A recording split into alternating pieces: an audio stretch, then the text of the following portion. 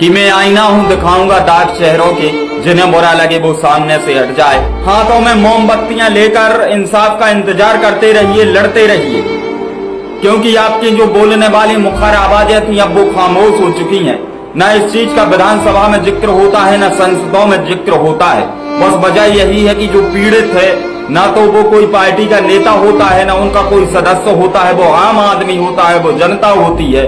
मुझे लगता है कि शायद इसीलिए ना तो उनकी बात संसद में रखी जाती है और ना विधानसभा में चिल्ला चिल्ला कर, डेस्क पर हाथ पटक पटक कर इस मुद्दे को उठाया जाता है।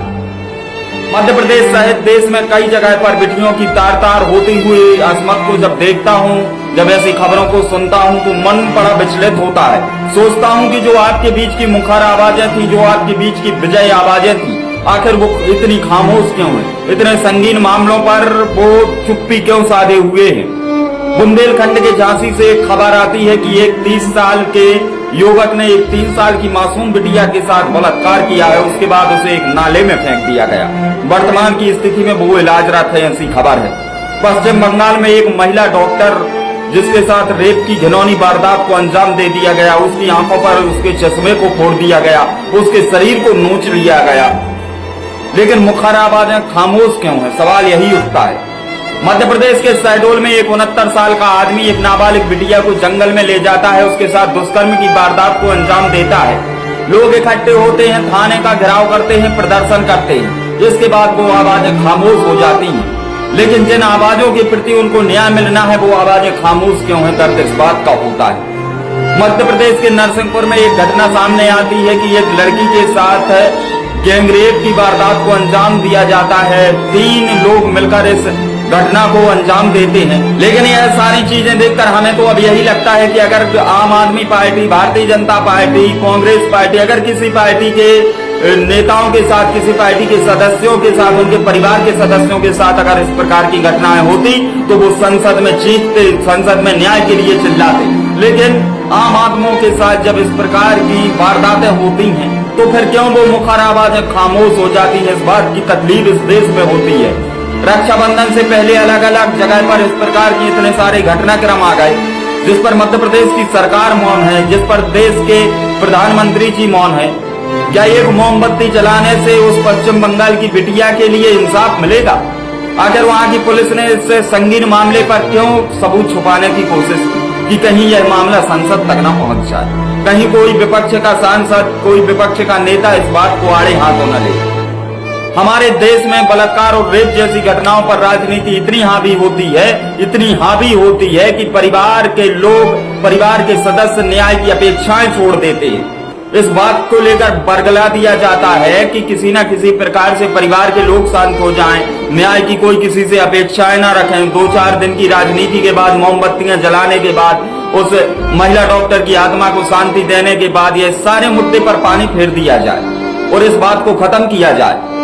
इसके बाद अगले दिन कोई फिर एक बेटी के साथ इस प्रकार की दरिंदगी होती है। मैं तो कहता हूं कि बुंदेलखंड के झांसी की उस 3 साल की मासूम बिटिया जिसने न कुछ देखा, न जो इस बिटिया ने कुछ सुना, न वो बिटिया कुछ जानती थी, वह बिटिया तो मुंह भी ना बोल पाती होगी, उसके साथ इस प्रकार की वारदात को अंजाम दिया जाता है और एक नाले में फेंक दिया जाता है। ये देश की डबल इंजन की सरकार है। लेकिन हम कहते हैं कि आप किसी भी पार्टी के हो जाइए, किसी भी पार्टी के सदस्य बन जाइए, किसी भी पार्टी के नेता बन जाइए, लेकिन आपके अंदर इतनी इंसानियत रहनी चाहिए कि जब इस देश में, जब इस प्रदेश में इस प्रकार की घटनाएं हो तो सबसे पहले इंसाफ मांगने के लिए उस पीड़ित परिवार के साथ आप खड़े हों। क्या आप वोट देने के बाद पार्टी से, सत्ता पक्ष से अपने सवाल करने का अधिकार खो देते हैं? उनसे जाके पूछिए, किसी भी पार्टी के हो, चाहे आप कांग्रेस के हो तो अपने बड़े नेताओं से पूछो, आप भाजपा के हो तो अपने बड़े नेताओं से पूछो, आप किसी अन्य पार्टी के हो तो अपने नेताओं से एक सवाल जरूर पूछना, उनसे एक सवाल यह जरूर पूछना, आपकी क्या मासूम बिटियों के साथ, जब नाबालिग बिटियों के साथ इस प्रकार की घटनाएं होती हैं तो उसके लिए क्या हमारे पास कोई आवाज नहीं है कि हम उस आवाज को उठाएं, उनके साथ खड़े हों, उनके परिवार के लोगों के साथ खड़े हों, उस बिटिया के लिए हम इंसाफ मांगे। क्या आपने अपना ये हक खो दिया है एक पार्टी में होने के नाते? क्या एक वोट डालने के बाद आप यह सारी बातें भूल गए हैं? क्योंकि सत्ता की मलाई खाने वाले तो इन बातों पर बोलेंगे नहीं। अगर उनकी पार्टी का कोई सदस्य होता, अगर उनकी पार्टी के कोई नेता होते तो मुझे लगता है कि संसद में और विधानसभाओं में ऐसे संगीन मामलों पर, ऐसे मुद्दों पर जरूर हवा दी जाती। लेकिन आम लोगों के साथ में अगर इस प्रकार की घटनाएं होती है, पुलिस सबूत छुपाने का काम करती है। वो सोचती है कि प्रदेश के मुख्यमंत्री को, हमारे स्थानीय विधायक को, हमारे स्थानीय मंत्री को इस घटना के संबंध में जानकारी न लग जाए, नहीं तो राजनीति होगी, एक तो लोग सस्पेंड होंगे। लेकिन क्या इन सारी चीजों से उस मासूम बिटिया, डॉक्टर बिटिया की आत्मा को शांति मिल पाएगी?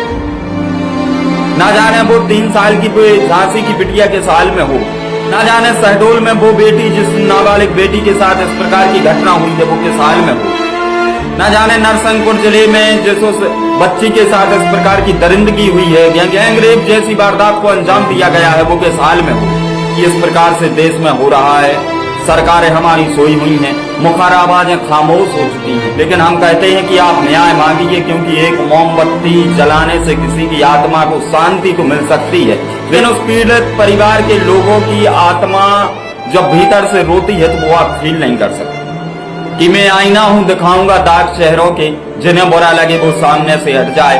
फिलहाल देखना होगा कि इतने संगीन मामले मध्य प्रदेश और पूरे देश सहित आए हैं, इन पर क्या कार्रवाई होती है, न्याय के लिए क्या लोगों को दर दर भटकना पड़ेगा या कुछ और भी होता है, तो आने वाला वक्त बताएगा और समय पर हम आप इस मामले में अपडेट जरूर दें। बहुत बहुत धन्यवाद, शुक्रिया।